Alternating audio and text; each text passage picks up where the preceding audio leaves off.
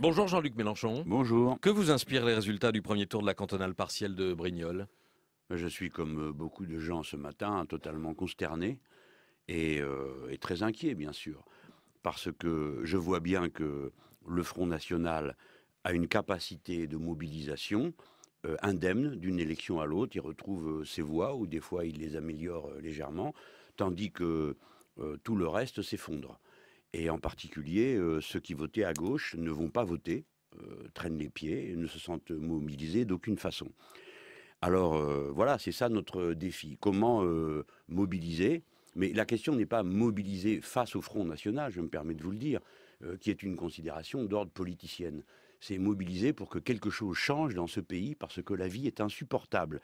Et qu'à partir du moment où elle apparaît insupportable, eh bien, des tas de gens qui peut-être n'y réfléchissent pas assez, se disent, eh ben, nous allons régler le problème d'une manière énergique, de telle ou telle façon. Et pour l'instant, ils donnent l'impression, les plus motivés donnent l'impression que c'est du côté du Front national que se trouverait l'énergie et pas d'une autre, notamment, pas les socialistes, mais aussi nous, le Front de gauche, qui par notre confusion, notre irrésolution, donnons le sentiment de ne pas savoir où nous allons. En attendant, à Brignoles, est-ce que comme le PS et les communistes, y compris le maire communiste de Brignoles, vous appelez à faire barrage au Front national au second tour, c'est-à-dire à voter UMP? Moi, je serai là-bas, je ne vois pas comment je vote UMP. Enfin, c'est la peste ou le choléra, c'est tous les mêmes. Ils racontent les mêmes choses, ils ont les mêmes objectifs, ils tiennent les mêmes propos insensés contre contre à peu près tout ce qui bouge. Ils sont aussi antisociaux les uns que les autres. Bon, je pense qu'il faut que la France regarde bien en face d'elle le fait que, ayant refusé d'interdire le Front national lorsqu'il était temps, il y a maintenant plus de 20 ans de ça. Ce que vous aviez proposé. Oui, oui. Il y avait aussi le journal Charlie, plein de gens disaient ça. Alors, on les a acceptés comme un parti comme les autres. Ben, maintenant, c'est un parti comme les autres, oui ou non? Puisqu'il vit d'argent public, il reçoit des dotations de l'État et on nous le ressort aux élections pour nous faire peur. En tout cas, entre l'UMP et le Front national, vous ne choisissez pas. Je ne sais pas vous dire, Monsieur Cohen. Ce matin, je suis très troublé et mes amis sur place, sans doute, vont me dire ce qu'il faut penser. Mais j'ai le plus grand mal à dire, écoutez, il y a une différence entre ces deux-là, parce qu'il n'y en a pas. Et c'est bien le drame dans lequel nous sommes enfermés aujourd'hui en France. Et petit à petit, les taux se resserrent sur les gens de bonne volonté comme moi et combien d'autres qui nous écoutent en ce moment, et qui ne savent, qui voient cet étau se refermer, choisir entre un UMP qui maudit tout le monde et un Front national qui maudit tout le monde. Quelle est la différence entre les deux? Alors, je crois qu'il y a vraiment un moment de grande difficulté. En attendant, ce n'est pas l'UMP qui prospère, c'est le Front national. Et à votre avis, Jean-Luc Mélenchon, qu'est-ce qui fait prospérer le Front national aujourd'hui? Eh bien, la division sur le fond de la gauche, le désespoir, la résignation.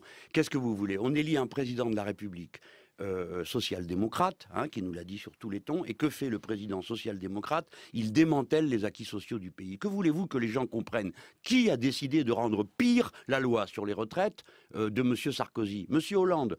Qui fait des faveurs et des câlins tous les jours? Mais écoutez, Monsieur Fillon avait l'intention de s'arrêter à 41 années. 5 de cotisation.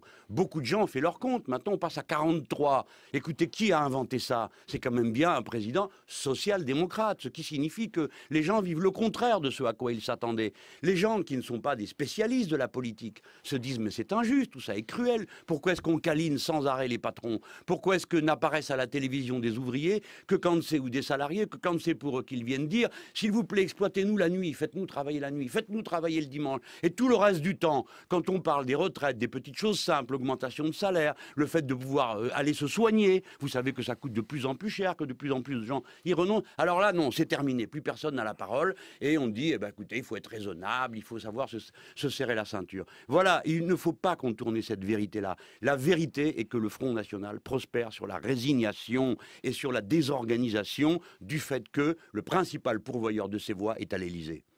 Est-ce que le premier tour de Brignoles ne plaide pas en faveur d'un rassemblement à gauche pour les municipales, en clair de liste commune avec le Parti socialiste? Alors si on veut tout perdre, c'est ça qu'il faut faire. Parce qu'à Brignoles, c'est ce qui s'est passé. Le maire communiste candidat a distribué avec ses amis. Alors le candidat titulaire était communiste. Et le PS n'a pas présenté de candidat. Oui, voilà. Et ils ont, oui, cette logique a été appliquée. Sauf qu'il y avait un candidat écologiste qui n'a pas voulu lui retirer sa candidature. Voilà.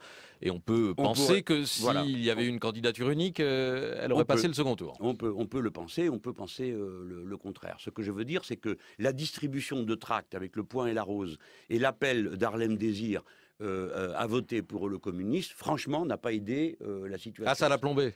Ah ben évidemment. Mais enfin, Monsieur Cohen, il faut quand même réaliser, je pose la question. Il y a 2 tiers d'abstentionnistes. Qui sont ces gens? Puisque vous retrouvez les voix du Front National d'une élection à l'autre. Où manque-t-il du monde? Clairement, ceux qui ont cru à la gauche et aux solfériniens, au Parti Socialiste, et qui pensent que ce sont d'horribles traîtres. Vous pensez que les électeurs de gauche ne sont pas allés voter pour le candidat communiste parce qu'il avait le soutien du Parti Socialiste? Je pense que pour beaucoup, oui. Vous sous-estimez la situation. Vous venez de me poser une question. Faut-il faire des listes communes? Mais si nous faisons ça, Monsieur Cohen, les gens normaux se diront, s'ils font des listes communes au premier tour, au deuxième tour, on peut comprendre bien des choses. Mais s'ils sont ensemble au premier tour, c'est donc qu'ils sont d'accord. Alors pourquoi est-ce qu'ils disent qu'ils ne sont pas d'accord? Oui. Ils sont d'accord, ils sont d'accord contre les retraites. Jean-Luc Mélenchon, sauf à penser que les enjeux sont locaux, qu'il s'agit de se retrouver sur des objectifs locaux voilà. Ce n'est pas dimension municipale. Je comprends bien. Mais l'illusion d'après laquelle l'élection municipale est une élection locale est le conte charmant que les gens des médias eux-mêmes ne respectent pas, puisqu'on fait des sondages nationaux, et puisqu'il s'agit d'une élection nationale. C'est ce que disent les communistes et Pierre Laurent. Oui, mais je l'entends bien, mais c'est une erreur totale. D'autant que, premièrement, comme je viens de le dire, c'est une élection qui a lieu dans tout le pays en même temps. C'est la première générale depuis l'élection de François Hollande. Troisièmement, le quart des budgets communaux fonctionne sur les dotations de l'État, donc ça a à voir directement avec le budget de l'État, et nous allons voter contre le budget de l'État. Expliquez-moi voir la cohérence qu'il y a à voter contre le budget de l'État et ensuite à aller l'approuver localement. Et puis, troisième élément... Pierre Laurent, ce week-end, les villes où les communistes dirigent avec les socialistes n'ont pas à rougir du bilan sortant.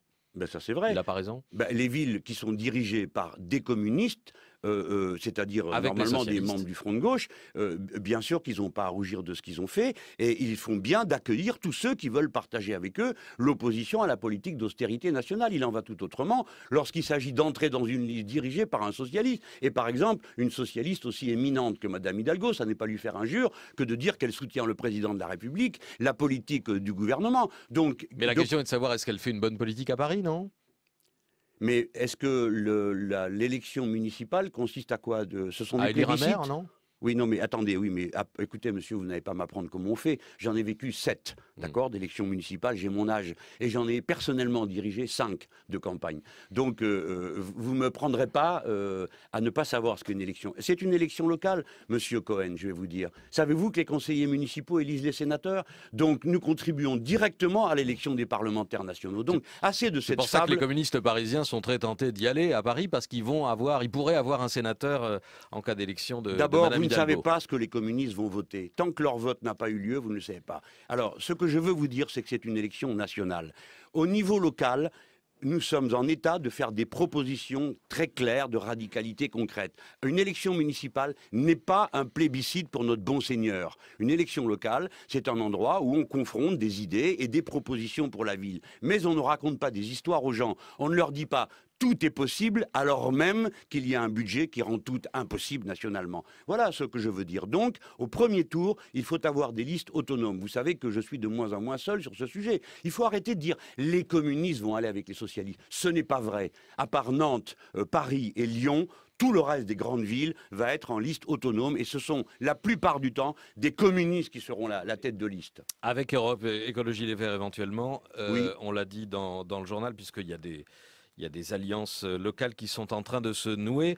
David Assouline, le porte-parole du PS, ce matin sur Europe 1, après Brignoles, je dis à Jean-Luc Mélenchon de se rendre compte que sa responsabilité à continuer à faire du PS son ennemi principal. Oui, enfin, il ferait mieux de faire autre chose, quoi.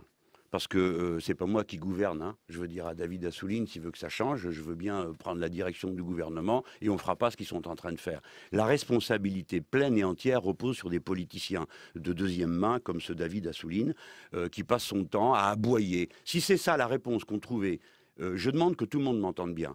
Si c'est ça la réponse qu'ont trouvée les socialistes à la situation de Brignoles, c'est-à-dire m'injurier et rendre coupables les autres de leur turpitude, je pense que nous allons devant de nouveaux désastres. S'ils ne veulent pas corriger leur politique, les choses s'aggraveront. Les gens n'en ont rien à fiche de ces combines politiciennes. Ce qu'ils veulent, c'est que leur vie change, parce que c'est trop dur de vivre. Personne n'y arrive. On n'arrive plus à joindre les deux bouts, à part une petite catégorie de riches et d'opulents qui sont là et pour qui, eux, tout va bien pour eux. Mais ils ne se rendent même plus compte du monde dans lequel ils vivent. Je suis persuadé qu'une bonne partie des puissants ne se rend pas compte que dans les classes moyennes aujourd'hui, on n'y arrive plus, y compris les gens qui n'arrêtent pas de bosser. Voilà. Et donc, ce n'est pas les pitreries de M. Assouline et quelques autres, les Harlem Désir et toute cette meute d'aboyeurs qui sont incapables de faire quoi que ce soit de positif. Ils n'ont qu'à réélever le niveau de leur parti. Ils n'ont qu'à convaincre les gens. Pourquoi n'y arrivent-ils pas? Parce qu'ils ne peuvent pas convaincre du fait que cette mauvaise politique a du sens pour les pauvres gens. Vous pouvez l'interpeller au téléphone comme Martine qui nous appelle de Narbonne. Bonjour Martine.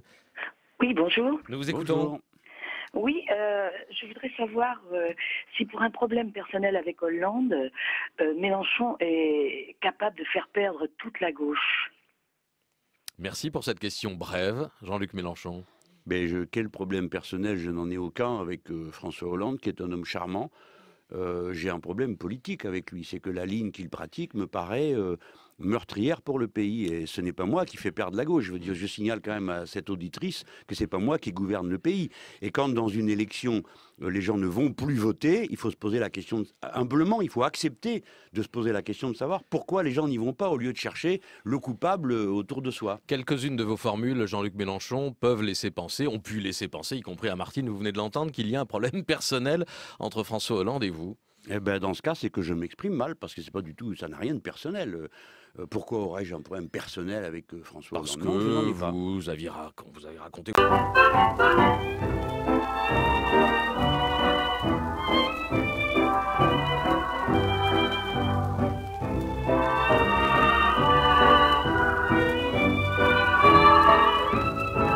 histoires qui vous ont posé à lui depuis le congrès de Brest, et puis depuis nous avons eu l'homme d'embrouille, encore hier, le capitaine de pédalo, Louis XVI, et j'en ai sûrement oublié d'autres. Et alors? Ça, bien, c'est de la politique, ça. Il n'y a pas de problème personnel. Bah non, c'est de la politique. Dire de quelqu'un qu'il est aussi obtus qu'un monarque qui refuse de mettre en cause l'ordre établi, c'est pas un problème personnel, c'est de la politique. Et j'ai raison. Parce qu'aussi longtemps que François Hollande continuera à mentir comme il le fait, et à se moquer du monde, les choses iront mal. Je vais vous donner l'exemple des retraites, puisque le débat commence aujourd'hui, n'est-ce pas? On nous a dit c'est une réforme juste, gna gna gna, etc. Bref, elle est pire que celle de M. Sarkozy. Et François Hollande a dit mais je ne touche pas à l'âge de départ à la retraite. Et en même temps qu'il disait ça, il écrivait, vous m'entendez? Il écrivait noir sur blanc à la Commission européenne, oui mais ne vous inquiétez pas, avec 43 années de cotisation, personne ne pourra partir à la retraite avant 66 ans. C'est écrit, pas quelque chose que je l'accuse à titre personnel d'avoir sous-entendu. Il l'a écrit dans un texte qu'il envoie, je vous le lis. Ainsi, l'âge légal de départ à la retraite est maintenu à 62 ans, mais l'âge effectif de départ à la retraite devrait mécaniquement augmenter. À terme, un assuré qui débute sa carrière à 23 ans, c'est la moyenne en France, ne pourra partir à la retraite à taux plein qu'à partir de 66 ans. Signé François Hollande. Donc, c'est un menteur, parce qu'il a dit le contraire à la télévision. Et moi, je crois que ce genre de mensonge, les gens sont capables de compter. Il ne faut pas les prendre pour des idiots. Donc, vous voyez, chère Martine, vous vous trompez. L'homme qui crée le désordre, ce n'est pas moi. C'est celui qui ment à ses compatriotes. Elle est en ligne, Martine. Un mot, Martine, avant de passer à l'appel suivant? Oui, non, ce que je voulais dire, c'est que quand même, il est très compliqué d'arriver à croire que M. Mélenchon est un révolutionnaire après avoir été sénateur grassement payé. Est-ce qu'il a remis tous ses gains de l'époque au PS? Je veux dire, c'est très, très difficile de croire que vous soyez révolutionnaire et que vous soyez dans une telle opposition à François Hollande après avoir, je vais dire un mot vulgaire, mais après avoir planqué autant d'années et grassement au Sénat. Oui. Bon, c'est votre point de vue, je ne planquais pas. Moi, j'ai milité toute ma vie, j'ai défendu mes idées, j'ai mené des listes. Bref, je me suis comporté comme un démocrate. Quant à savoir le mot révolution, je crois que vous ne comprenez pas. En effet, la vérité, c'est que je suis assez traditionnel. qu'est-ce que je demande? Que les gens puissent vivre de leur paye, qu'ils puissent partir à la retraite à temps, que les enfants soient élevés par une école de bonne qualité, qu'on puisse se soigner quand on a besoin. Voilà la révolution qu'il faut faire, c'est arriver à ce résultat. Comment? En changeant les institutions pour qu'il n'y ait pas un homme tout seul qui décide de tout, change les institutions. Deuxièmement, on change la hiérarchie des normes, c'est-à-dire qu'on ne doit pas mettre la concurrence libre et non faussée au sommet de tout, mais la solidarité. Et troisièmement, on change la propriété dans certains domaines parce qu'elle est d'intérêt commun, comme l'énergie, comme l'eau, etc. Voilà en quoi consiste la révolution. Ce n'est pas ce que vous avez l'air de croire, c'est-à-dire une espèce de badge qu'on se colle sur la poitrine. Mais votre argumentaire, qui est celui du Front National, est très intéressant et je vous remercie de m'avoir permis de le démonter. C'est l'argumentaire du Front National. Oui. Bon. Le Front National, qui est toujours un parti Oui, d'extrême mais droite, Jean-Luc Mélenchon? Ah ben, ça va de soi. Oui. C'est un parti d'extrême droite qui a réussi une opération politique absolument fantastique, puisque à force de se tenir bien au carré, il a réussi à défoncer la digue, une partie de la droite a coulé de son côté, et même certains gens de gauche reprennent une partie de son vocabulaire, je pense sans s'en rendre compte, mais c'est la vérité pourtant. Vous pensez à Manuel Valls, c'est ça?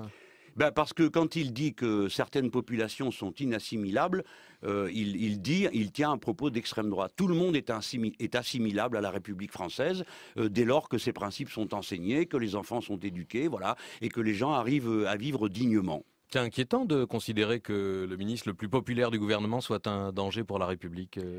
C'est ce qu'a dit Madame Duflot. Elle a dit ça. Et puis vous lui aussi donnez raison. Madame Duflot, qui est Europe Écologie Les Verts. Monsieur D'Artigol a dit que l'été avait été dangereux qui est le porte-parole du PCF, pour la République du fait des propos de Monsieur Valls. Je pense que Manuel Valls, qui est un homme politique très conventionnel, je veux dire, on a déjà connu cette technique, on l'a vu en Angleterre, ça s'appelle la triangulation. On parle avec les mots de l'adversaire de manière à occuper son terrain. Le résultat, c'est une confusion gigantesque, plus personne ne sait où il en est. Bon, il y a des choses sur lesquelles il faut tenir bon. C'est pas simple des fois d'expliquer pourquoi certaines choses doivent être maintenues, des principes d'humanisme, de fraternité, de solidarité. C'est pas toujours évident, mais il faut les tenir.